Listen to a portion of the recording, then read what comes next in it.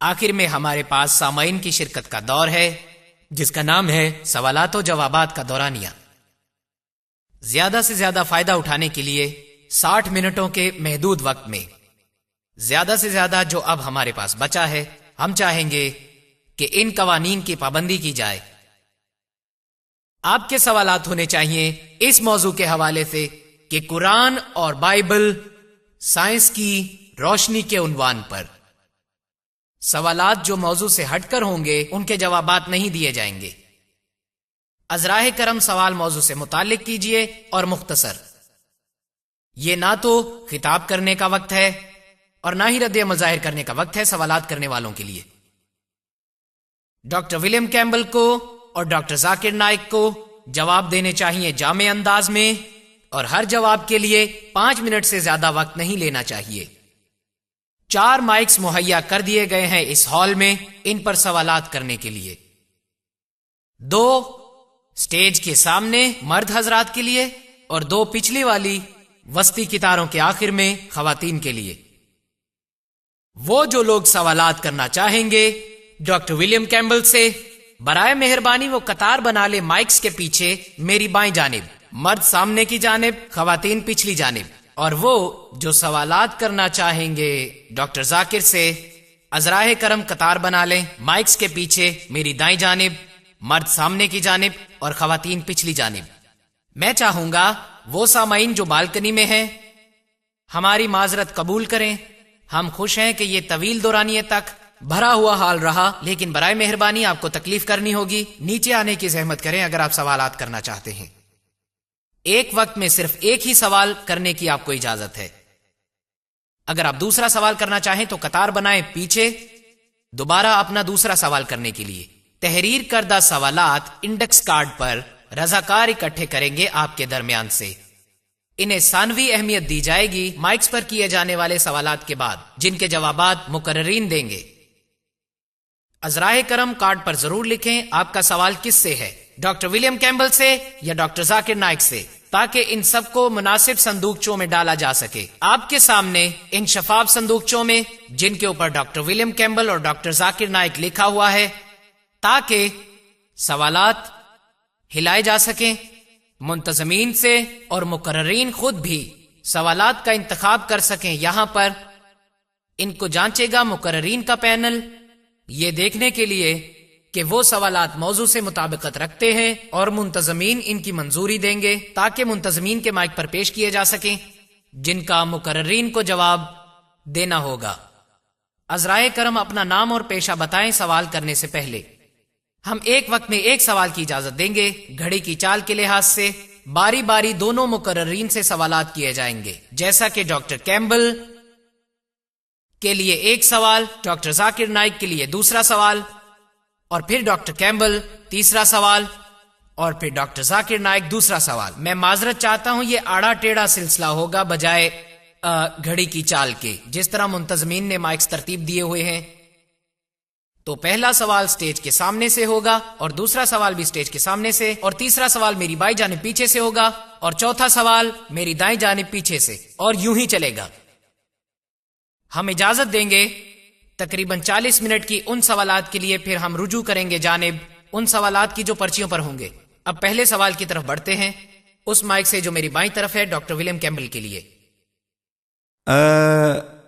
میں پوچھنا چاہوں گا ڈاکٹر ولیم کیمبل سے کہ پیدائش میں جب یہ سیلاب کے متعلق بیان کرتی ہے، نوح کے سیلاب کے متعلق، اس میں کہا گیا ہے کہ پانی نے تمام روئے زمین کو ڈھانپ لیا ہے، تمام تر مخلوقات کو، پہاڑوں کو اور ہر چیز کو، اور کہا گیا ہے کہ اس نے ڈھانپ لیا ہے کرۂ ارض کے بلند ترین پہاڑ کو، اور جو کہ تھی 15 کیوبک تک، اور جو کہ عربی میں 15 فٹ بنتی ہے، یعنی کہ قدم۔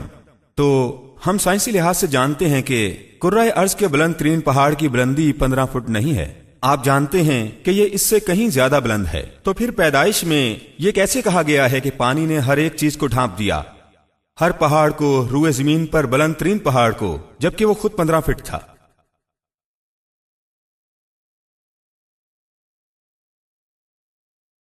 آپ کے سوال کا شکریہ۔ میرے خیال میں یہ کہا گیا ہے کہ پانی پہاڑوں سے بھی بلند ہو گیا تھا۔ अगर बुलंद तरीन पहाड़ 3000 मीटर है तो पानी इससे भी 15 मीटर या 15 फुट बुलंद हो गया था। ताहम भाई, हम माजरत के साथ कह रहे हैं कि हम मुदाखलती सवाल की इजाजत नहीं देते। सवाल करने वाला अपना सवाल पेश करे और बस, और फिर मुकर्रर जिसे चाहे उसका जवाब दे सकता है। शुक्रिया।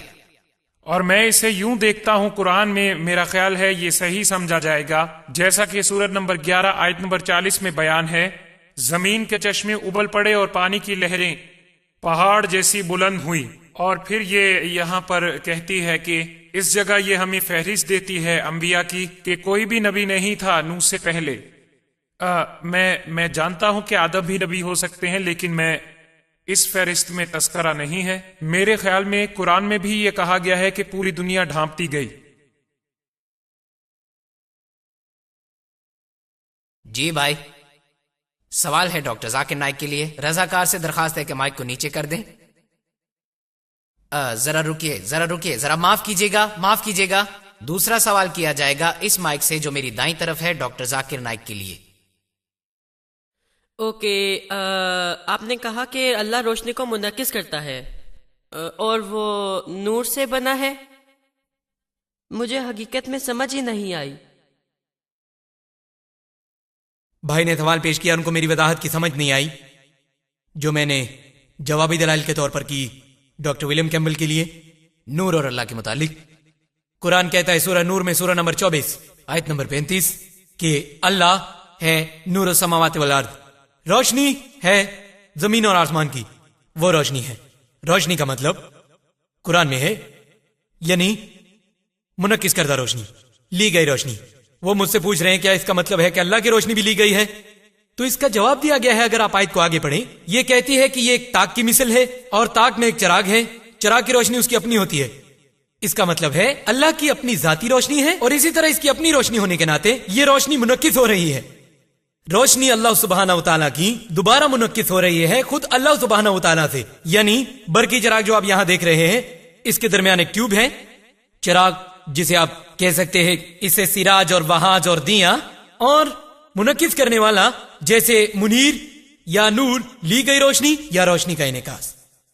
मगर कुदरती तौर पर यह रोशनी दर हकीकत जिस्मानी रोशनी की नुमाइंदगी नहीं करती जिसकी हम बात कर रहे हैं। ये तो रूहानी रोशनी है अल्लाह सुब्हानहू व तआला की। लेकिन जैसा मैंने जवाब दिया डॉक्टर विलियम कैम्बल को, और चूंकि मेरे पास 5 मिनट है मैं इनसे इस्तेफादा करूंगा।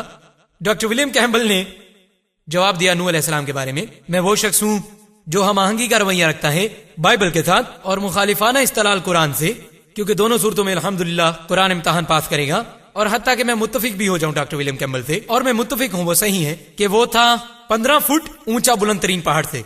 लेकिन इसका जिक्र है पैदाइश में बाब नंबर 7 आयत नंबर 19 और 20 में, यानी कि सारी दुनिया पानी में डूब गई थी। और इसके अलावा आसार कदीमा के शवाहिद हमें आज का हाल दिखाते हैं। अगर नूह के जमाने के इल्म निसाब के हवाले से तखमीना लगाएं तो ये 21वीं सदी से 22वीं सदी कबल मसीह बनता है।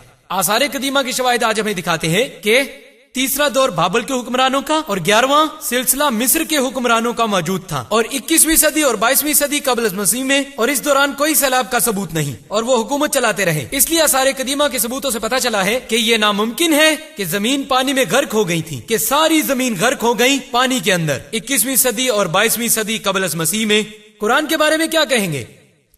कुरान के बारे में? पहला नुक्ता, कुरान ने तारीख का तयन नहीं किया।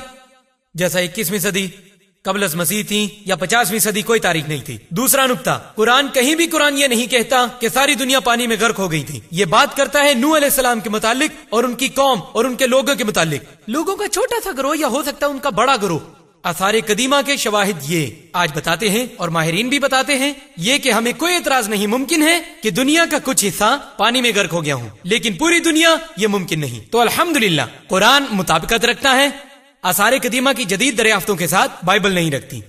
इसके अलावा अगर आप पढ़ें पैदाइश बाब नंबर 6 आयत नंबर 15 और 16, तो ये बात करती है खुदा के मुतालिक उसने नूह अलैहिस्सलाम को बताया आप एक कश्ती तैयार करें जिसकी लंबाई 300 हाथ लंबी और चौड़ाई 50 हाथ तक चौड़ी और लंबाई 30 हाथ तक, क्यूबिक 1.5 फुट का होता है। भाई ने यहां गलती की, ये 1.5 फुट होता है। और नई बैनुल-अक़वामी इरशाद कहती है कि 450 फुट लंबी और 75 फुट चौड़ी और तकरीबन 45 फुट बुलंद थी, वहां 30 हाथ बुलंद। اگر آپ اس کی پیمائش کریں جو میں نے تخمینہ لگایا تو یہ کم سے کم بنتی ہے 150,000 مکعب فٹ، اور رقبے کے لحاظ سے 33,750 بنتی ہے. اور بائبل کہتی ہے کہ اس کی 3 منزلیں تھیں، نچلا درجہ، دوسرا درجہ، تیسرا درجہ. اگر اسے 3 سے ضرب دیں تو آپ کو جواب ملے گا 101,250 مربع فٹ. یہ ہے اس کا رقبہ. ذرا سوچئے، ایک ایک جوڑا دنیا کی تمام مخلوقات کا کیا سما گیا تھا پورے 101,250 مربع فٹ میں؟ ذرا سوچئے، کیا یہ ممکن ہے؟ اربوں مخلوقات ہیں پوری دنیا میں. اگر میں کہوں کہ اس پورے ہال میں 10 لاکھ لوگ اس ہال میں آ گئے، کیا آپ مانیں گے؟ مجھے یاد ہے، میرا خیال ہے پچھلے سال میں نے خطاب کیا کیرالہ میں، وہاں 10 لاکھ لوگ تھے. یہ سب سے بڑا اجتماع تھا جہاں میں نے خطاب کیا، الحمدللہ اس کے کرم سے. 10 لاکھ لوگ، میں نے ہجوم کا آخر دیکھا ہی نہیں.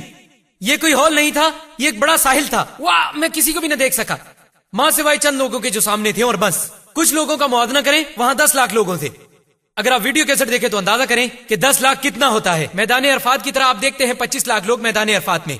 اس رقبے میں 101,250 مربع فٹ کے یا 150,000 مکعب فٹ کے، یہ تو ناممکن ہے. اور مزید یہ کہ 40 دن تک وہ کھاتے بھی رہیں، کھاتے رہیں، رفع حاجت بھی کرتے رہیں. اگر میں کہوں کہ 10 لاکھ لوگ اس حال میں سما گئے تو یقین کریں گے؟ پس سائنسی لحاظ سے کئی ایک ایسے امور ہیں جہاں بڑی بڑی سائنسی غلطیاں ہیں بائبل میں. کیا ہم اگلا سوال لے سکتے ہیں ڈاکٹر کیمبل کے لیے؟ وہاں پیچھے والے مائک سے. نہیں رکیے، یہ سوال ہے صرف ڈاکٹر کیمبل کے لیے، تو آپ کو رکنا پڑے. یہ اگلا سوال کیا جائے گا ڈاکٹر کیمبل کے لیے. جی، میں یہ سوال بلکہ آزمائش پوچھنا چاہوں گا ڈاکٹر ولیم کیمبل سے. آپ کیوں نہیں مظاہرہ کرتے جھوٹوں کی پرکھ والے ٹیسٹ کا؟ بائبل میں مرکز کی انجیل میں باب نمبر 16 آیت نمبر 17 اور 18، اور لوگوں کو ثابت کریں یہاں اسی وقت کہ آپ ایک سچے عیسائی مومن ہیں.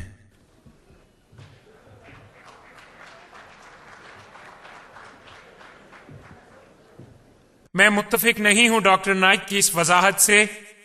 خداوند یسوع مسیح تو خود آزمائے گئے، اور شیطان نے کہا کہ اگر تم خدا کے بیٹے ہو تو خود کو عبادت گاہ سے نیچے گرا دو، اور یسوع نے کہا کہ تم نہیں ورگلا سکتے خداوند اپنے خدا کو. تو اگر میں یہ کہوں کہ میں یقین حاصل کرنا چاہتا ہوں اور معجزہ دکھانے لگا ہوں آپ سب کے سامنے، تو میں خدا کو للکار رہا ہوں. میرے دوست ہیری ریڈ کلف نے جانے کا وعدہ کر لیا تھا، بس اس نے فیصلہ کر لیا اپنا وعدہ پورا کرنے کا. خدا پر بھروسہ کیا کہ وہ اپنی مرضی کرے. سو یہ مختلف صورتحال ہے، میں خدا کو نہیں للکاروں گا. سوال ہے ڈاکٹر نائک کے لیے. ہو سکتا ہے پیچھے سے سوال لیں. جی بہن. وہ ہیں ڈاکٹر نائک. او کیمبل، وہ پیچھے. آپ کا سوال ہے ڈاکٹر نائک کے لیے، پیچھے سے خواتین. میرا سوال ڈاکٹر ذاکر نائک سے ہے. عیسائی نظریہ تثلیث کا تصور پیش کرتے ہیں سائنسی بنیادوں پر پانی کی مثال دے کر، جو 3 حالتوں میں ہو سکتا ہے: ٹھوس، مائع اور گیس، یعنی برف، پانی اور بخارات کی صورت میں. اسی طرح ایک خدا تثلیث کا حامل خدا ہے، باپ، بیٹا اور روح القدس. کیا یہ وضاحت سائنسی اعتبار سے درست ہے؟ اس سے پہلے کہ میں آپ کو جواب دوں، ہمیں خدا کو للکارنا نہیں چاہیے، خدا کو آزمانا نہیں چاہیے. لیکن ہم خدا کا امتحان نہیں لے رہے، ہم انسان کا امتحان لے رہے ہیں. خدا کو آزمانا نہیں چاہیے، لیکن ہم یہاں آپ کا امتحان لے رہے ہیں. خدا وعدہ کرتا ہے کوئی بھی عیسائی مومن جو مہلک زہر پیے گا وہ مرے گا نہیں، وہ اہل ہوگا دوسری زبانوں میں بات کرنے کے. ہم خدا کو نہیں آزما رہے، خدا تو برحق ہے، وہ دیکھے گا کہ ہر مومن بول سکتا ہے. ہم تو آپ کو آزما رہے، آپ مومن ہے کہ نہیں. اب سوال کی طرف آتے ہیں بہن کے، کہ کئی عیسائی ہیں جو کہتے ہیں سائنسی اعتبار سے ہم ثابت کر سکتے ہیں تصور تثلیث، جیسے کہ پانی 3 حالتوں میں ہو سکتا ہے: ٹھوس، مائع اور گیس، جیسے برف، پانی اور بخارات. تو اس طرح سے ہم جانتے ہیں خدا 3 صورتوں میں ہے: باپ، بیٹا اور روح القدس. کیسے جواب دیں گے اس کا کہ یہ سائنسی اعتبار سے درست ہے؟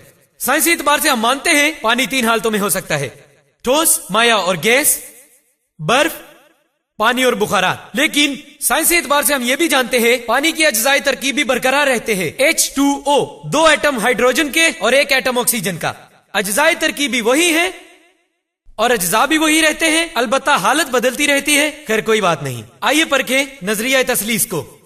تو نظریہ تثلیث کو باپ، بیٹا، روح القدس. حالت، وہ کہتے ہیں حالت بدلتی ہے.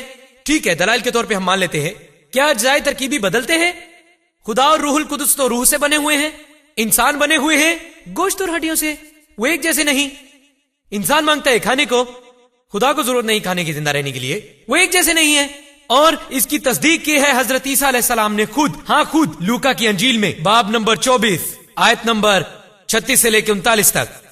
وہ کہتے ہیں کہ میرے ہاتھ اور پاؤں چھوؤ، مجھے پرکھو اور دیکھو، ایک روح کے ہڈیاں اور گوشت نہیں ہوتی.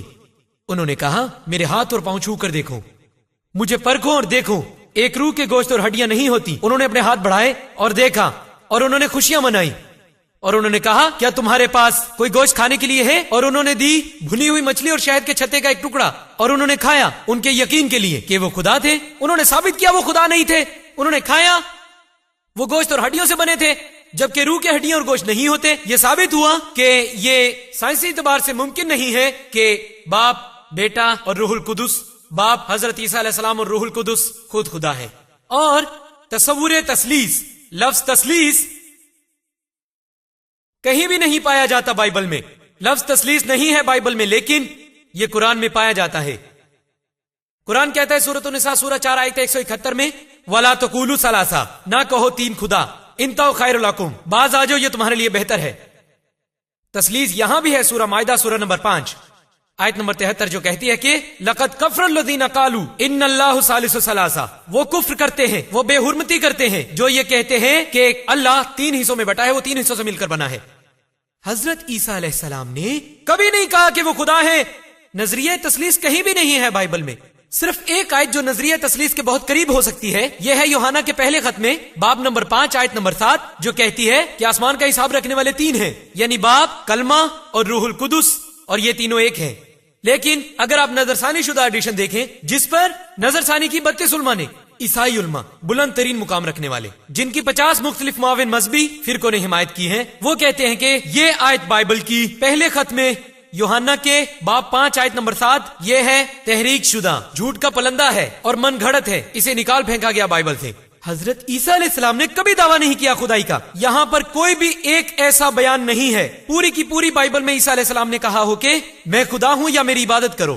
اگر آپ بائبل کو پڑھیں تو اس میں لکھا ہے کہ یوحنا کی انجیل میں باب نمبر 14 آیت نمبر 28 میں اس نے کہا میرا باپ مجھ سے عظیم تر ہے. یوحنا کی انجیل باب نمبر 10 آیت نمبر 29 میں میرا باپ سب سے عظیم تر ہے. متی کی انجیل باب نمبر 12 آیت نمبر 28 میں میں بھگاتا ہوں شیطانوں کو خدا روح کی طاقت سے. لوکا کی انجیل باب نمبر 11 آیت نمبر 20 میں خدا کی انگلی سے شیطان کو بھگاتا ہوں. یوحنا کی انجیل باب نمبر 5 آیت نمبر 30 میں اپنے آپ کچھ نہیں کر سکتا.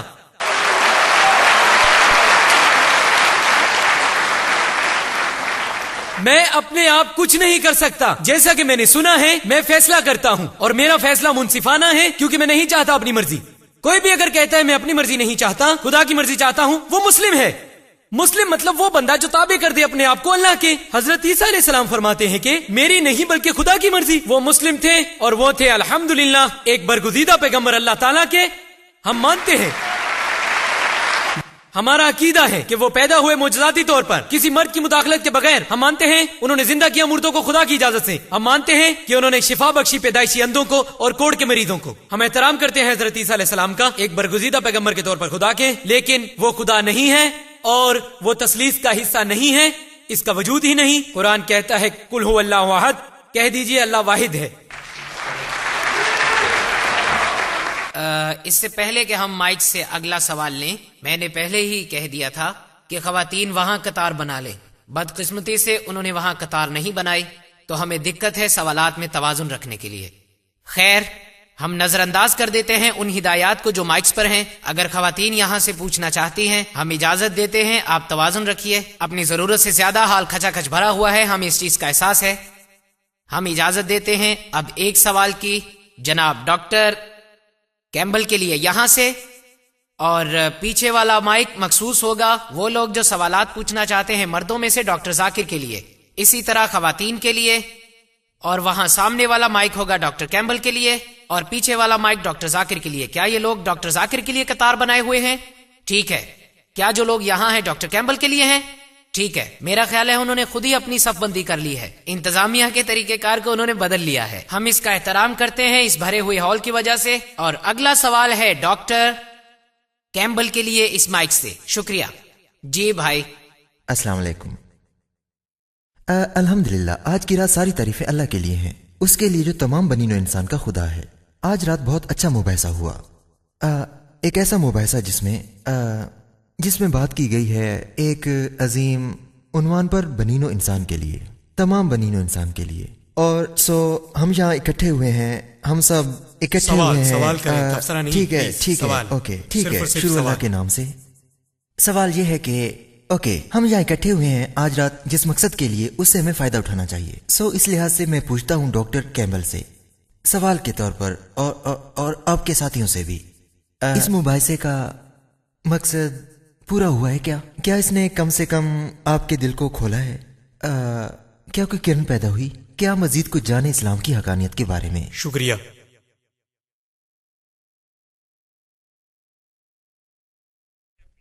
کہ سورج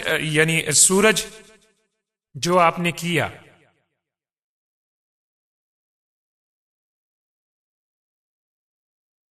ڈاکٹر نائک نے کہا ایسی کوئی جگہ نہیں جہاں یسوع نے کہا ہو کہ وہ خدا ہے. مرکز میں باب 14 آیت 61 اس نے جواب نہ دیا، اور سردار کاہن نے اس سے دوبارہ پوچھا اور اس سے کہنے لگا. ایک مثال پالوس کی ہے. وہ گیا جب اس کا جہاز تباہ ہو گیا، اور یسوع نے کہا ہاں میں ہوں. تو انہوں نے کہا میں خدا کا بیٹا ہوں، اور انہوں نے کہا کہ وہ خدا ہے. اور بائبل واضح طور پر کہتی ہے، میں جانتا ہوں کہ انہوں نے حوالہ دیا ان آیات کا جن کا حوالہ ڈاکٹر نائک دینا چاہتے تھے، جن میں یسوع اپنی بشری صورت میں تھے. لیکن دوسری آیات میں جن میں انہوں نے کہا میں اور باپ ایک ہیں، لکھا ہے ابتدا میں ایک کلمہ تھا اور کلمہ خدا کے ساتھ تھا اور کلمہ خدا تھا اور خدا انسانی روپ میں آیا اور ہمارے ساتھ رہا. یسوع کے بپتسمے میں باپ بولا اور کہا کہ یہ میرا سب سے پیارا بیٹا ہے. یسوع بھی وہیں تھے اور روح القدس ان پر اترا. باپ، بیٹا اور روح القدس. ہم نے یہ باتیں نہیں گھڑی اپنے دماغوں سے. آپ اس بات کو پیش نظر رکھیں. اور اب میرے ایک دوست نے یہ سوال پوچھا. ہم نے بہت کچھ سیکھا ہے اور میں آرزو مند ہوں سیکھنے کے لیے. میرا اب بھی یہ خیال ہے کہ 500 گواہیوں کا یسوع مسیح کو دیکھنا کہ وہ مردوں میں سے جی اٹھے مجھے زیادہ تقویت بخشتا ہے، اور محمد آئے 600 سال بعد صرف ایک گواہ کے ساتھ. شکریہ. اب ہم سوال لیں گے ڈاکٹر ذاکر کے لیے پچھلے مائک سے. جی بہن. پہلے ڈاکٹر کیمبل نے کائنات کے بارے میں قرآنی افکار کے مقابلے میں مفروضاتی جھوٹے حقائق پیش کرنے کی کوشش کی. پھر آپ نے ان کو رد کیا جن کا جواب نہیں دیا گیا. تاہم بائبل کیا کہتی ہے زمین کی ساخت کے متعلق اور اس کے دیگر پہلوؤں کے بارے میں؟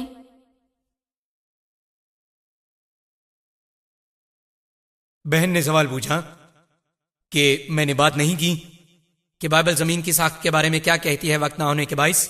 میں نشاندہی کر سکتا ہوں مزید 100 نکات کی، مگر خیر میری بہن جاننا چاہتی ہیں کہ بائبل کیا کہتی ہے زمین کی ساخت کے متعلق. اس میں لکھا ہے، بائبل میں بیان ہے متی کی انجیل میں باب نمبر 4 آیت نمبر 8. وہ کہتی ہے، وہی حوالہ جو ڈاکٹر ولیم کیمبل نے دیا ترغیب گناہ کے ضمن میں، کہ شیطان لے گیا حضرت عیسیٰ علیہ السلام کو ایک بہت ہی بلند ترین پہاڑ پر اور انہیں دکھائی تمام تر بادشاہتیں دنیا کی اور ان کی شان و شوکت. لوکا کی انجیل باب نمبر 4 آیت نمبر 5. شیطان انہیں اونچے پہاڑ پر لے گیا اور انہیں دکھائی شان و شوکت دنیا کی تمام تر بادشاہتوں کی. اب اگر آپ جائیں بلند ترین پہاڑ پر، دنیا کے اونچے پہاڑ پر جیسے ماؤنٹ ایوریسٹ، اور فرض کریں آپ کی بینائی بہت اچھی ہے اور آپ دیکھ سکتے ہیں ہزاروں میل تک ایک ساتھ، اور اب آپ اس قابل نہیں ہوں گے کہ دیکھ سکیں تمام تر سلطنتیں دنیا کی، کیونکہ ہم جانتے ہیں کہ دنیا گول ہے. آپ اس قابل نہیں ہوں گے کہ آپ دیکھ سکیں جو بادشاہتیں دنیا کی دوسری جانب ہے. آپ صرف ایک ہی طرح دیکھ سکتے تھے کہ اگر دنیا چپٹی ہوتی. یہی بیان ہے بائبل کا کہ دنیا چپٹی ہے، بالکل چپٹی. مزید برآں یہی بیان دہرایا گیا ہے دانیل کی کتاب میں باب نمبر 4 آیت نمبر 10 اور 11. وہ کہتی ہے، خواب میں ایک درخت بلند ہو گیا آسمان تک، اور جب درخت آسمان تک بلند ہو گیا وہ انتہا تک پہنچا کہ ہر کوئی دنیا کے کونے کونے سے اس درخت کو دیکھ سکتا تھا. یہ صرف اس وقت ممکن ہے اگر زمین کی ساخت چپٹی ہو. اگر درخت بہت اونچا تھا اور دنیا چپٹی تھی تو یہ ممکن ہے. آج یہ ایک مسلمہ حقیقت ہے کہ دنیا گول ہے. آپ اس قابل نہیں ہوں گے کہ درخت کو دیکھیں کتنا ہی لمبا کیوں نہ ہو، مخالف سمت سے زمین کے گول ہونے کی صورت میں. اگر آپ مزید پڑھیں، یہ لکھا ہے پہلی تواریخ کی کتاب میں باب نمبر 16 آیت نمبر 30 کہ زمین حرکت نہیں کرتی، اور یہی بات دہرائی گئی ہے 93 زبور میں اس کی آیت نمبر 1 میں کہ خدا نے زمین کو ٹھہرایا ہوا ہے. اس کا مطلب ہے کہ زمین حرکت نہیں کرتی. اور نئی بین الاقوامی ارشاد بھی یہ کہتی ہے خدا نے زمین کو قائم کیا ہے اور اس کی حرکت کو روکا ہوا ہے، گویا کہ 1 منٹ کہ زمین 1 منٹ رہتا ہے یا 1 منٹ 1 منٹ رہتا ہے. میں سمجھا کہ 1 منٹ انتظار کریں.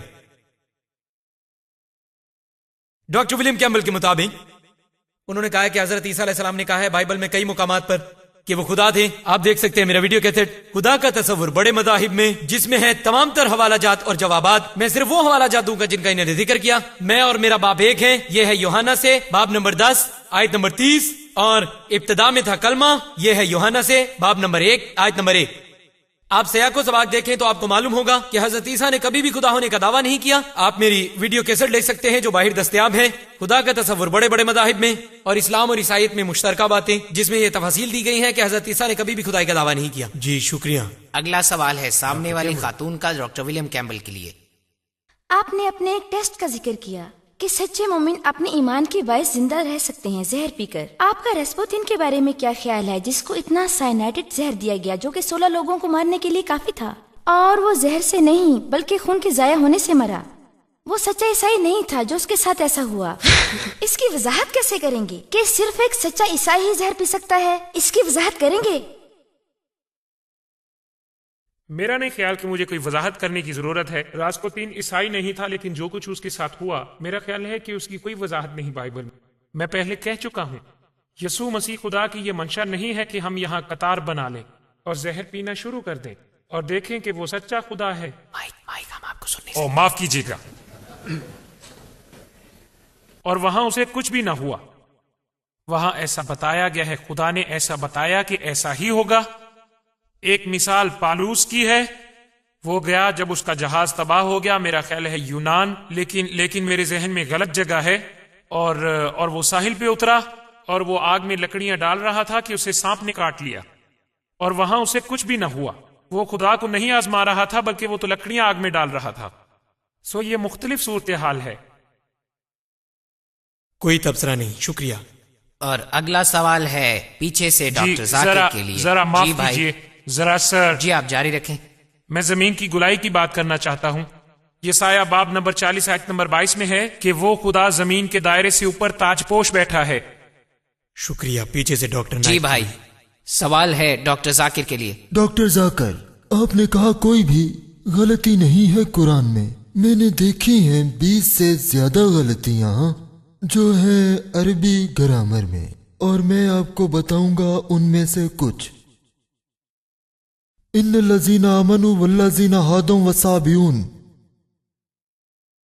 اس نے کہا سورۃ البقرہ اور الحج میں ان الذین آمنوا والذین ہادوا والصابئین. صحیح کون سی ہے، الصابئون یا الصابئین؟ نمبر 1 یا نمبر 2؟ بھائی ایک سوال ایک وقت میں. لیکن ایسی ہی بات کہی گئی ہے قرآن میں، سورۃ طٰہٰ آیت 63، ان ھذان لا ساحران. غلطی، ان ھذین لا ساحران. کیا وضاحت کر سکتے ہیں؟ سورۃ البقرہ اور الحج بھائی ہم میں صرف سوال کے پہلے حصے کا جواب دیں گے، دوسرے حصے کی اجازت نہیں ہوگی، کیونکہ ہم کہہ چکے ہیں کہ ہم ایک سوال کی اجازت دیں گے تاکہ دوسروں کو موقع ملے. بھائی نے بڑا اچھا سوال پوچھا. میں مفاہمت کا طریقہ کار اپناؤں گا. چلو مان لیتے ہیں انہوں نے تمام غلطیوں کا ذکر کیا. یہاں پر جس کتاب کا حوالہ دیا وہ عبد الفادی کی ہے. عبد الفادی صحیح. کیا قرآن غلطیوں سے پاک ہے؟ میں کچھ دیکھ سکتا ہوں. ہاں الحمدللہ میری نظر ٹھیک ہے.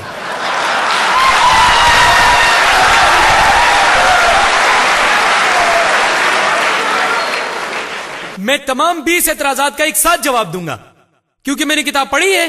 میں جواب دوں گا تمام 20 کا انشاءاللہ. بھائی اعتراض نمبر 1، پہلا نقطہ. پہلے نقطے کو نوٹ کیا جائے کہ تمام عربی گرامر قرآن مجید سے ہی لی گئی ہیں. قرآن سب سے اعلیٰ و ارفع عربی گرامر کی کتاب تھی. یہ وہ کتاب ہے جو ادب کا اعلیٰ ترین معیار رکھتی تھی. تمام عربی گرامر قرآن ہی سے اخذ کی گئی ہے. قرآن گرامر کی نصابی کتاب ہے. چونکہ قرآن گرامر کی نصابی کتاب ہے اور تمام گرامر قرآن سے اخذ کی گئی ہیں تو قرآن میں کوئی غلطی ہو ہی نہیں سکتی. پہلا نقطہ. اعتراض نمبر 2. دوسرا نقطہ یہ ایسے ہے کہ آپ ایک پیمانہ لیں اور اس پیمانے کے اوپر پیمائشیں ہوں اور آپ کہیں گے پیمائش غلط ہے. یہ بڑی ہی غیر منطقی بات ہے. دوسرا نقطہ، مختلف قبیلوں میں عرب کے، آپ جانتے ہیں عربی، اور ڈاکٹر ولیم کیمبل بھی مجھ سے اتفاق کریں گے، مختلف عربی قبیلوں میں گرامر تبدیل ہوتی رہی ہے اور کچھ عربی قبائل میں ایک لفظ مؤنث ہے اور وہی لفظ آگے چل کے مذکر ہو جاتا ہے. وہی لفظ دوسرے قبائل میں اس کی گرامر تبدیل ہوتی رہتی ہے، حتیٰ کہ جنس تبدیل ہوتی رہتی ہے. تو کیا آپ پرکھیں گے قرآن کو غلط گرامر کے حساب سے؟ نہیں. اور اس کے علاوہ قرآن کی کتابت بہت اعلیٰ و عرفہ ہے، بہت اعلیٰ ہے، یہ کہیں زیادہ برتر ہے. اور آپ کو کئی کتابیں ملیں گی، انٹرنیٹ پہ جاؤ، 12 گرامر کی غلطیاں ہیں، 21 گرامر کی غلطیاں ہیں، عبد الفادی 20 گرامر کی غلطیاں ہیں. کیا آپ سمجھتے ہیں کہ عیسائی لوگوں نے یہ غلطیاں بیان کی؟ یہ کس نے غلطیاں نکالی؟ پتہ ہے کس نے نکالی؟ مسلمانوں نے. مسلم علماء نے، جیسے زمخشری، انہوں نے کیا کیا؟ قرآن کی گرامر اس قدر اعلیٰ ہے کہ یہ عربی روایتی استعمال کے خلاف جاتی ہے. قرآن کی گرامر بہت اعلیٰ ہے، یہ ثابت کرنے کے لیے قرآن کی گرامر اعلیٰ ہے. انہوں نے مثالیں دی اور میں آپ کو 2 مثالیں دوں گا جو تمام 20 سوالات کا جواب دیں گی. وہ مثال دیتے ہیں جیسا کہ آپ قرآن میں پڑھیں. وہ کہتی ہے کہ جو قوم تھی لوط علیہ السلام کی، انہوں نے تمام انبیاء کا انکار کیا. انہوں نے انبیاء کا انکار کیا، یہ لکھا ہے. ڈاکٹر کیمبل نے کہا کہ جو پیروکار تھے نوح کے، انہوں نے انبیاء کا انکار کیا. تاریخ سے پتا چلا کہ صرف ایک پیغمبر بھیجا گیا ان کے پاس. یہ تو گرامر کی غلطی ہوئی. قرآن کو کہنا چاہیے تھا کہ لوگوں نے پیغمبر کا انکار کیا، نہ کہ پیغمبروں کا. میں آپ سے متفق ہوں. ایک عام آدمی گرامر کے اعتبار سے جیسے میں اور آپ جانتے ہیں شاید یہ غلطی ہو، لیکن اگر آپ پڑھے وہ کتابیں جو عربوں نے لکھی، کیا ہے خوبصورتی قرآن کی؟ خوبصورتی قرآن کی یہ ہے کیوں کر قرآن فرق کرتا ہے پیغمبروں کا ایک پیغمبر سے. آپ جانتے ہیں کیوں؟ کیونکہ ہم جانتے ہیں کہ بنیادی پیغام تمام تر پیغمبروں کا ایک ہی تھا کہ خدا ایک ہے، توحید کے بارے میں، اللہ سبحانہ و تعالیٰ کے بارے میں. تذکرے سے لوگوں کے لوط علیہ السلام سے یا نوح کے لوگوں نے پیغمبر سے انکار کیا. انکار کر کے لوط علیہ السلام کا بالواسطہ وہ تمام تر پیغمبروں کا انکار کر رہے ہیں.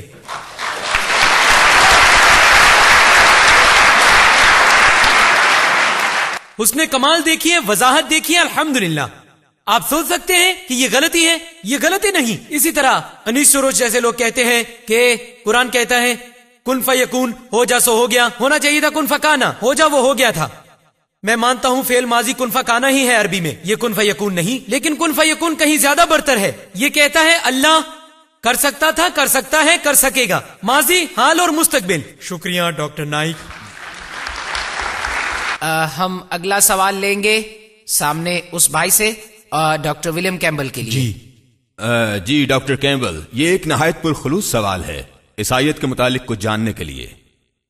میں یہ پوچھنا چاہتا ہوں کہ یسوع کی خدمات صرف 3 سال کے لیے تھیں. یوحنا جو بپتسمہ دینے والے ہیں ان سے بپتسمہ لینے کے بعد، تو یسوع دوسری طاقتور ترین ہستی خدا کے بعد، خدا کا بیٹا، ان کی کیا خدمات ہیں؟ ان کی ابتدائی زندگی میں پہلے سال سے لے کر 27ویں یا 28ویں سال تک ان کی نمایاں خدمات کیا ہیں؟ یہ تو ہے، معاف کیجیے گا ڈاکٹر کیمبل، یہ تو موضوع نہیں آج کی رات کا. نہیں، آپ سوال بدل لیں. خطاب کے آغاز میں ڈاکٹر کیمبل نے تذکرہ کیا کہ ذوالقرنین کا قرآن کی سورہ نمبر 18 سے، یعنی کہ سورہ کہف سے، اور یہ کہا کہ ذوالقرنین سے مراد سکندر اعظم ہے. کیا آپ یہ ثابت کر سکتے ہیں کہ آپ کو کیسے علم ہوا کہ ذوالقرنین ہی سکندر اعظم ہے؟ میں نے صرف اسے پڑھا جو تفسیر تھی یوسف علی کی، لیکن قطع نظر اس بات کی کہ آیا وہ سکندر اعظم تھا یا کوئی اور، کہ سورج شفاف پانی کی دلدل میں غروب نہیں ہوتا، اور یہ بات بہت تفصیل سے کہی گئی ہے. جی شکریہ. جی بہن، سوال ڈاکٹر ذاکر کے لیے. میں نہیں جانتی مسیحی آیات کو، لیکن بائبل کہتی ہے جب یونس علیہ السلام 3 دن اور 3 راتیں مچھلی کے پیٹ میں تھے، اس طرح ابن آدم بھی ہوں گے 3 دن اور 3 راتوں تک زمین کے قلب میں. کیا حضرت عیسیٰ نے سائنسی اعتبار سے یونس علیہ السلام کی علامت پوری کی؟ بہن حوالہ دے رہی ہے بائبل کی آیت کا، متی کی انجیل باب نمبر 12 آیت نمبر 38 تا 40. جب لوگوں نے کہا حضرت عیسیٰ علیہ السلام کو ہمیں نشانیاں دکھائیں، ہمیں معجزہ دکھائیں، حضرت عیسیٰ علیہ السلام نے کہا تمام بدکار اور زناکار نسل والے نشانیوں کو مانگتے ہیں، تمہیں کوئی نشانی نہیں دی جائے گی لیکن یونس کی، جیسے کہ یونس رہے 3 دن اور 3 راتوں تک رہے ویل مچھلی کے پیٹ میں، سو اس طرح ابن آدم 3 راتیں اور 3 دن زمین کے قلب میں رہے گا۔ نشانی ہے یونس کی۔ حضرت عیسیٰ علیہ السلام نے وہ تمام ترنڈے ایک ٹوکری میں ڈال دیے۔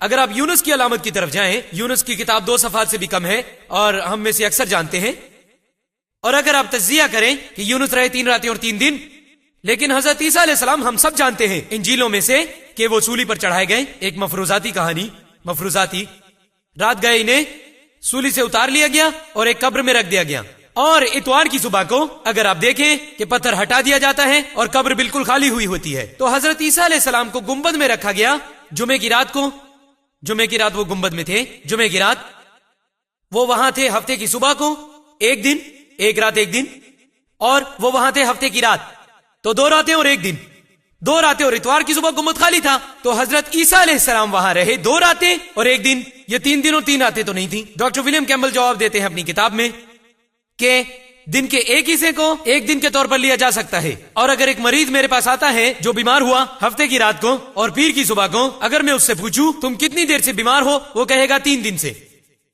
میں اتفاق کرتا ہوں، ہم آہنگی سے میں متفق ہوں، میں فراغ دل ہوں۔ آپ کہتے ہیں دن کا پورا حصہ 1 دن ہے، میں آپ سے اتفاق کرتا ہوں، ہفتے کی رات دن کا حصہ 1 دن، اتوار دن کا حصہ مکمل دن، ٹھیک ہے، پیر دن کا حصہ مکمل دن، کوئی بات نہیں۔ اگر مریض کہتا ہے 3 دن تو کوئی اعتراض نہیں، لیکن کوئی مریض کبھی یہ نہیں کہے گا کہ 3 دن اور 3 راتیں۔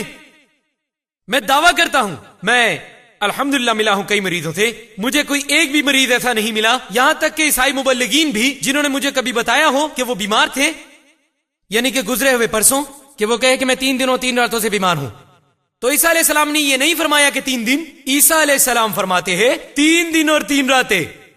تو یہ ریاضی کی غلطی ہے، سائنسی اعتبار سے عیسیٰ علیہ السلام نے یہ ثابت نہیں کیا، اور اس کے علاوہ پیشن گوئی کہتی ہے جیسا کہ یونس تھے اسی طرح ابن آدم بھی ہوگا۔ یونس کیسے تھے؟ کیسے تھے یونس؟ ویل کے پیٹ میں، ویل مچھلی کے پیٹ میں، مردہ یا زندہ؟ زندہ۔ جب انہیں باہر اگلا گیا تو وہ تھے زندہ، ویل کے پیٹ کے اندر، وہ سمندر میں گھومتے رہے، مردہ یا زندہ؟ زندہ۔ انہوں نے اللہ کی عبادت کی، مردہ یا زندہ؟ زندہ۔ مچھلی نے انہیں ساحل پر اگل دیا، مردہ یا زندہ؟ زندہ زندہ زندہ زندہ۔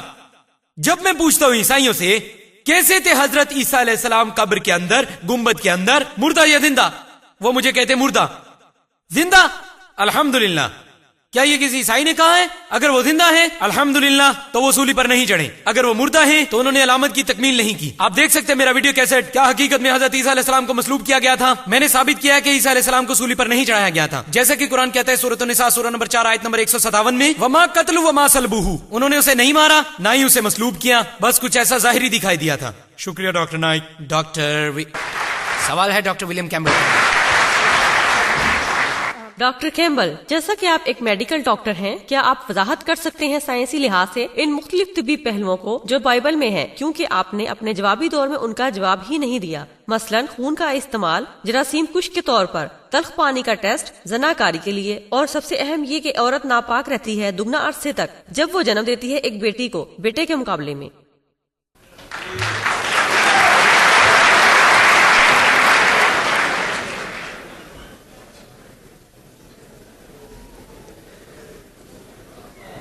آپ کے سوال کا شکریہ، میں ابھی جواب دیتا ہوں، لیکن ڈاکٹر ذاکر کو وہ سوالات مل رہے ہیں جو کسی عیسائی کو ملنے چاہیے۔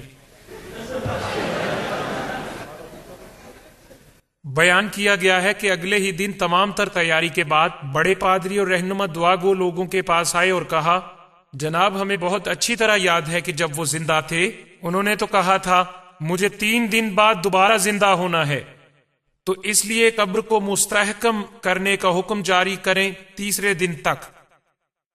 سو وہ 2 معنی الفاظ استعمال کر رہے ہیں۔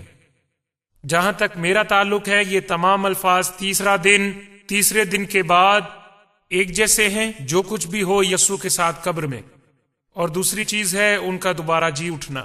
پھر ایک اور بات ہے، جب یسوع گرفتار ہوئے جمعرات کی رات کو، عذرائے کرم خاموش رہیے، ایسے بات نہیں بنے گی، صبر کریں۔ 3 دن، میرا مطلب ہے 3 دن جب انہیں گرفتار کیا گیا، انہوں نے کہا میرا وقت آن پہنچا ہے، इसलिए मैं 3 रातें और 3 दिन शुमार करता हूँ। अब आपने मुझसे बाइबल में इन मुकामात के बारे में पूछा है। मेरा ईमान है कि बाइबल खुदा की लिखी हुई है और खुदा ने इन मुकामात को इसमें रखा है। ये मेरी जिम्मेदारी नहीं कि मैं वजाहत करता फिरूं कि खुदा ने क्या कहा। मेरा ईमान है कि खुदा ने ये बातें बाइबल में रखी हैं।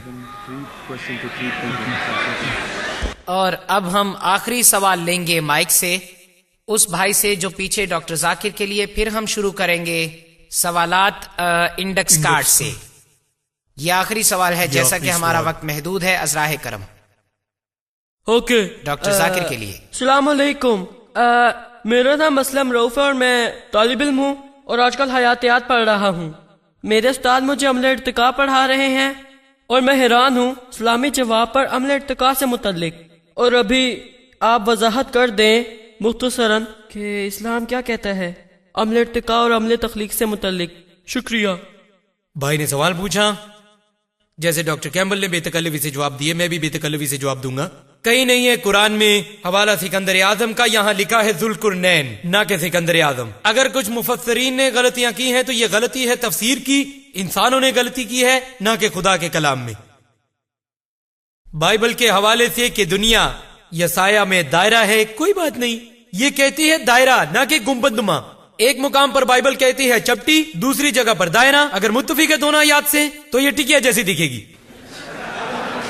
देखें, क्या ये जमीन जैसी दिखाई देती है? यूं ये दायरे नुमा है और यूं ये चपटी है। ये तो जमीन नहीं है।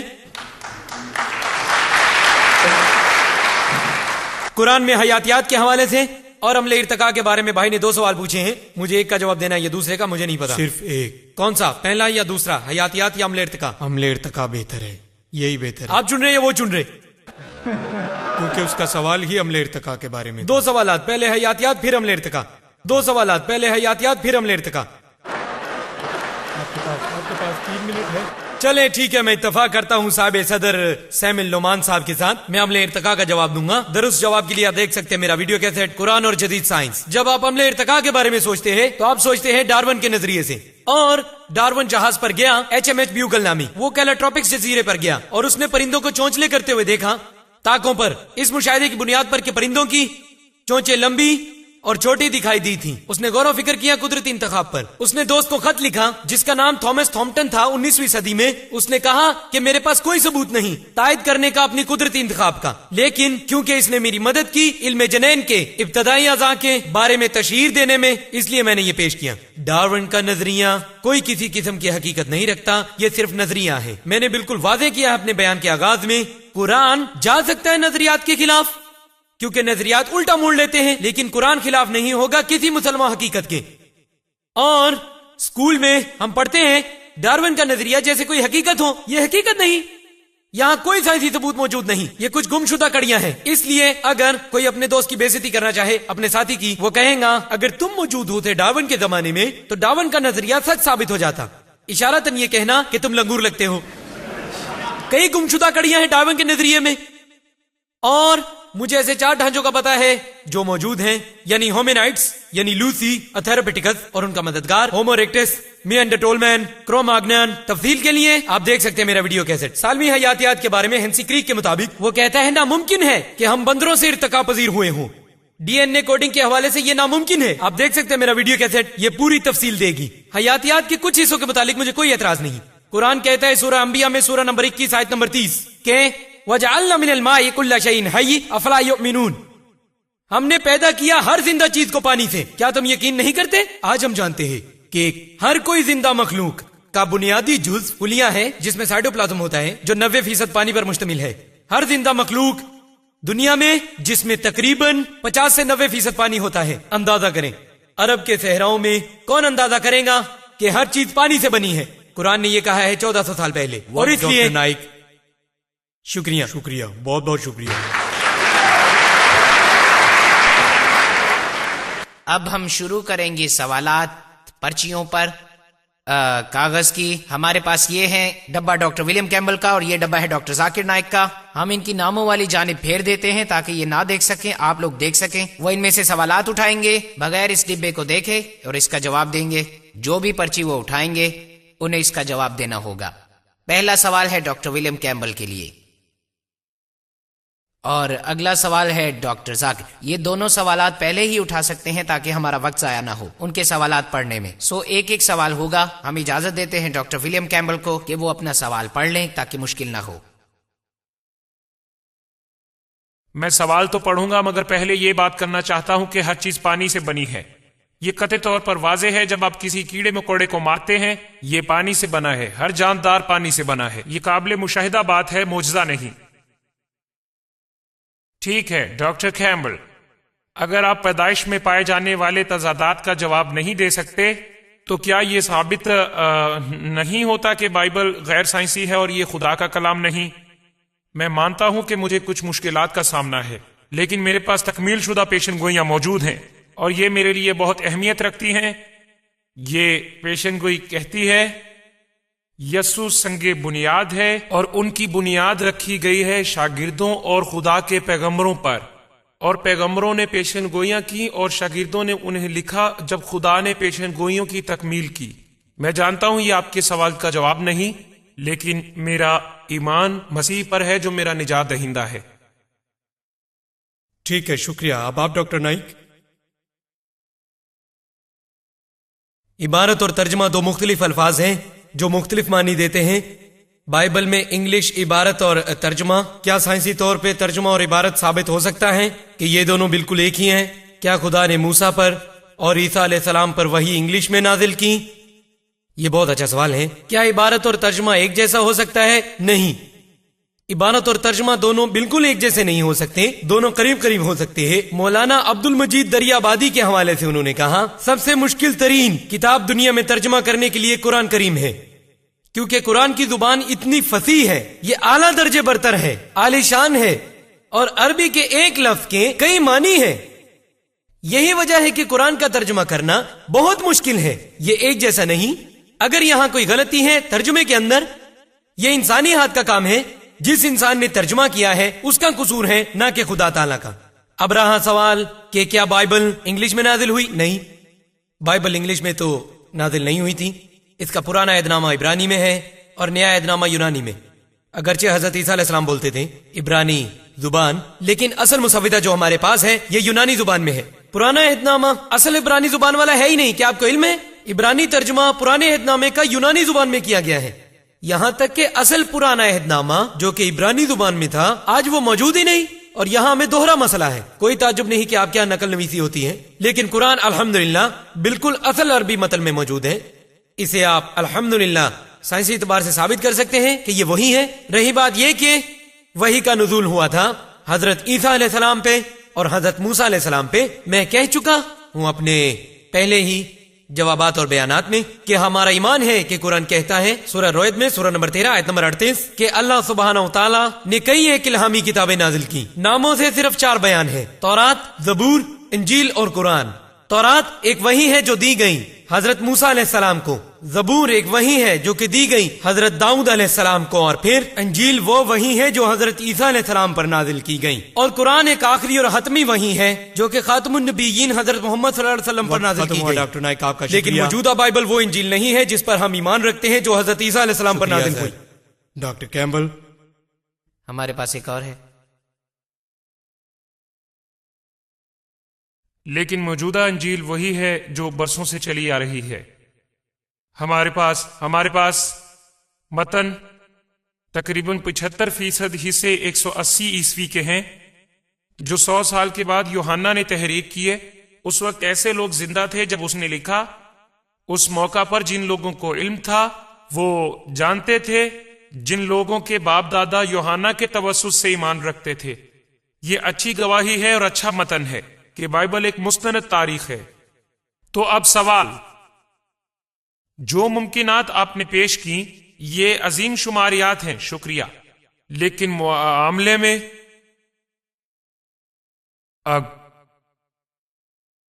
خدا کے یہ مکمل طور پر حقیر ہے، لیکن خدا تو بااختیار ہے، جسے چاہے پسند کر سکتا ہے. یقیناً قطع نظر امیری، غریبی یا کسی بھی اور چیز سے تو آپ کا مفروضہ کیسے لاگو ہو سکتا ہے؟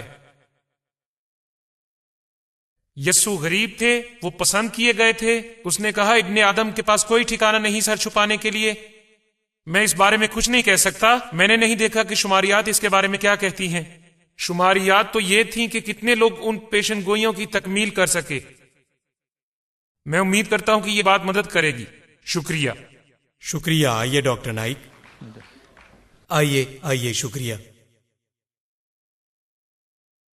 یہ ثابت کرتے کرتے, یہی کچھ ثابت کرتے کرتے کہ قرآن ہم آہنگ ہے جدید سائنس کے ساتھ. کیا ہوگا اگر جدید سائنس ہی غلط ہو تو؟ کیا قرآن ہمیشہ تبدیل ہوتا ہے سائنسی تبدیلیوں کے ساتھ؟ یہ ایک بہت ہی اچھا سوال ہے. یہ نہایت ہی اہم سوال ہے اور ہم مسلمانوں کو کافی محتاط ہونا چاہیے ہم آہنگی ثابت کرنے کے لیے قرآن اور جدید سائنس میں. اسی لیے میں نے کہا تھا اپنے بیان کے آغاز میں, میں صرف ان پر بات کروں گا جو کہ وہ سائنسی حقائق ہیں جو کہ تسلیم شدہ ہیں. اور یہ سائنسی حقیقت جو تسلیم شدہ ہے, مثال کے طور پر کہ زمین گول ہے, یہ غلط نہیں ہو سکتا تھا. تسلیم شدہ سائنس الٹا موڑ نہیں لے سکتی, لیکن غیر تسلیم شدہ سائنس قیاس آرائیوں اور نظریات کی طرح الٹا موڑ لے سکتی ہے. میں جانتا ہوں مسلم علماء کو جنہوں نے نظریہ ڈارون کو جوڑنا چاہا قرآن کے ساتھ.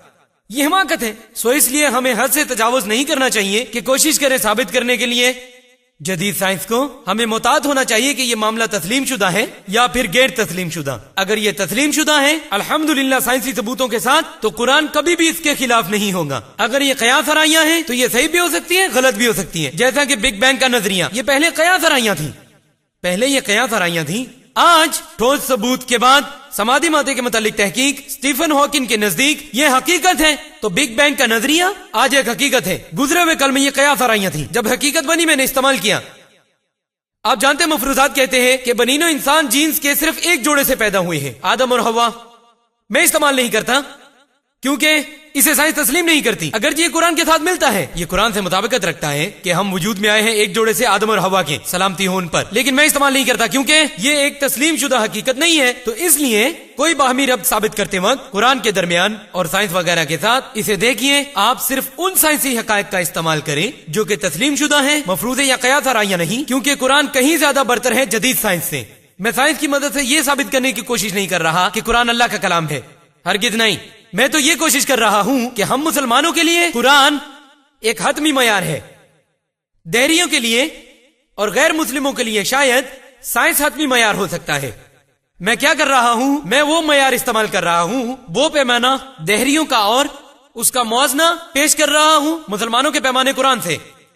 میں یہ ثابت بالکل نہیں کر رہا کہ قرآن اللہ کا کلام ہے سائنس کی مدد سے. میں تو یہ کر رہا ہوں کہ جب بھی کوئی دلیل پیش کرتا ہوں تو قرآن کی عظمت و برتری دکھاتا ہوں کہ جو بات آپ کی سائنس نے ہمیں کل بتائی تھی قرآن نے ہمیں بتا دیا 1400 سال پہلے. میں ثابت کرنا چاہتا ہوں کہ ہمارا پیمانہ, مسلمانوں کا پیمانہ قرآن کہیں زیادہ برتر ہے آپ کے پیمانے سائنس سے. اس لیے آپ کو ایمان لانا چاہیے قرآن پہ جو کہیں زیادہ برتر ہے. امید ہے سوال کا جواب ملا. شکریہ ڈاکٹر نائک.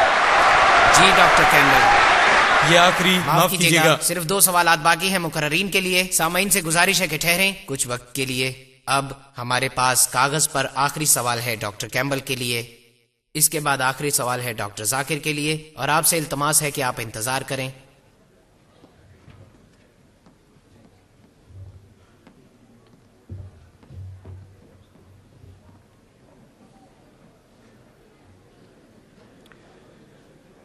یہ بالکل گزشتہ سوال کی طرح ہے. واقعی ڈاکٹر کیمبل متفق ہیں ڈاکٹر ذاکر سے. انہوں نے جن غلطیوں کی نشاندہی کی وہ غلط نہیں ہیں اور وہ ان کا جواب نہیں دے سکے.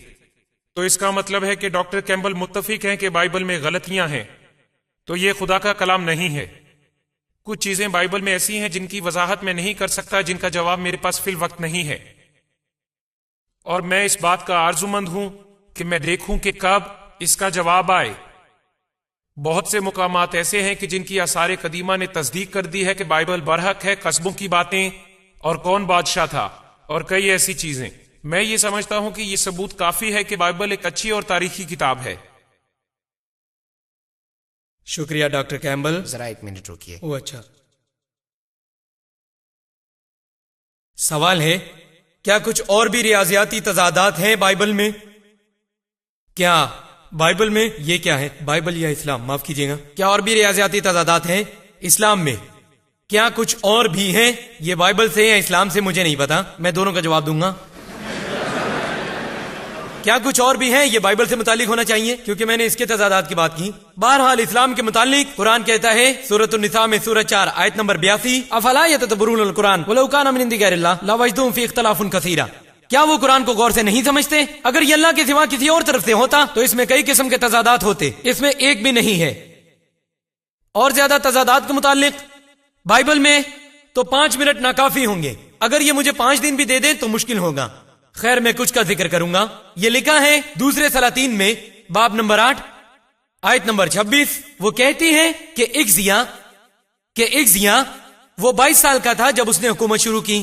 دوسرا تواریخ باب نمبر 22 آیت نمبر 2 کہتی ہے کہ وہ 42 سال کا تھا جب اس نے حکومت شروع کی. کیا وہ 22 سال کا تھا یا پھر وہ 42 سال کا تھا؟ ریاضیاتی تضاد. اس کے علاوہ دوسرے تواریخ میں باب نمبر 21 آیت نمبر 20 کہتی ہے کہ یہورام جو کہ باپ تھا اگزیا کا، اس نے حکومت کی 32 سال کی عمر میں اور حکومت کی 8 سال تک، اور وہ 40 سال کی عمر میں مر گیا. اس کے فوراً بعد اگزیا بن گیا نیا حکمران اور عمر تھی 42 سال. باپ مرا 40 سال کی عمر میں، فوراً بیٹا حکومت سنبھالتا ہے جس کی عمر ہے 42 سال. بیٹا کیسے ہو سکتا ہے 2 سال بڑا اپنے باپ سے؟ آپ یقین کریں حتیٰ کہ ہالی ووڈ کی فلموں میں آپ ایسا کردار پیدا کرنے کے قابل نہیں ہوں گے.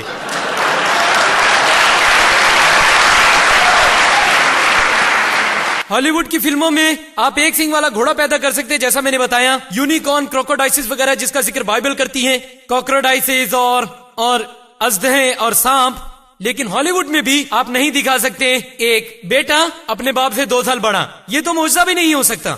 حتیٰ کہ معجزے میں بھی ممکن نہیں، ناممکن ہے. معجزے میں کسی کواری کیا ہے ہستی تو پیدا ہو سکتی ہے، لیکن معجزے میں آپ ایک بیٹے کو نہیں دیکھیں گے اپنے باپ سے 2 سال بڑا.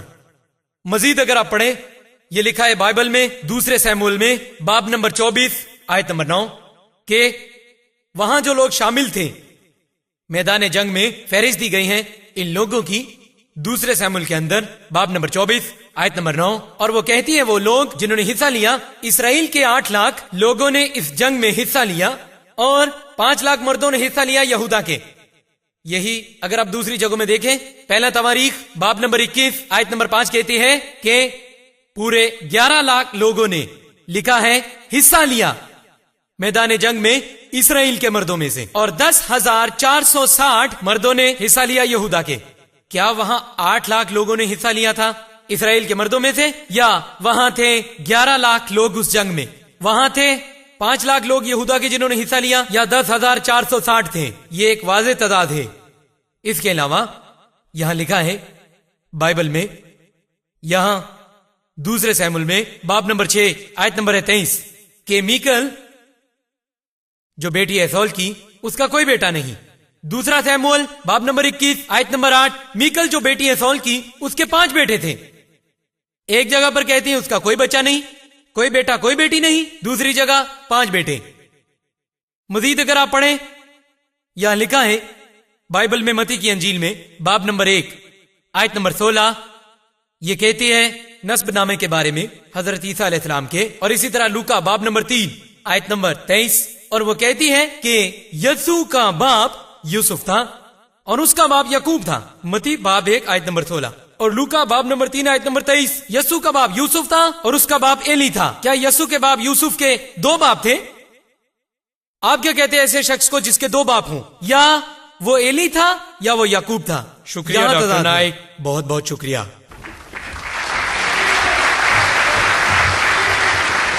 کیا آپ ہمارے ساتھ گزاریں گے 2 منٹ اور؟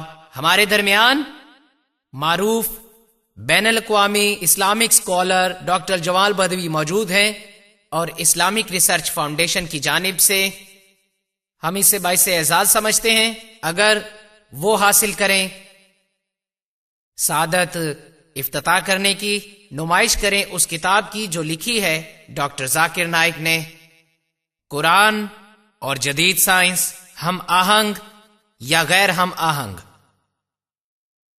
ڈاکٹر جمال بدوی کتاب کی نمائش کریں گے جو حال ہی میں چھپ کر منظر عام پر آئی ہے.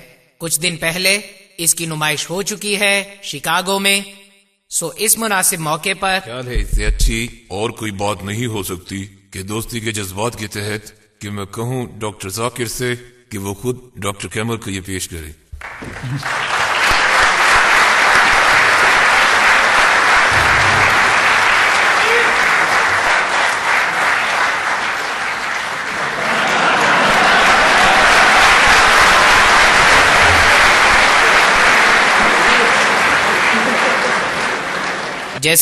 جیسا کہ ہمارے پاس بہت محدود تعداد میں نسخے موجود ہیں تو ہم التجا کرتے ہیں صرف غیر مسلم مہمانوں کو جو یہاں آئے براہ کرم ادائیگی کے بغیر یہ کتاب لے جا سکتے ہیں ہال سے باہر جاتے وقت اگر انہیں دلچسپی ہو. یہ ہمارے لیے باعث مسرت ہے.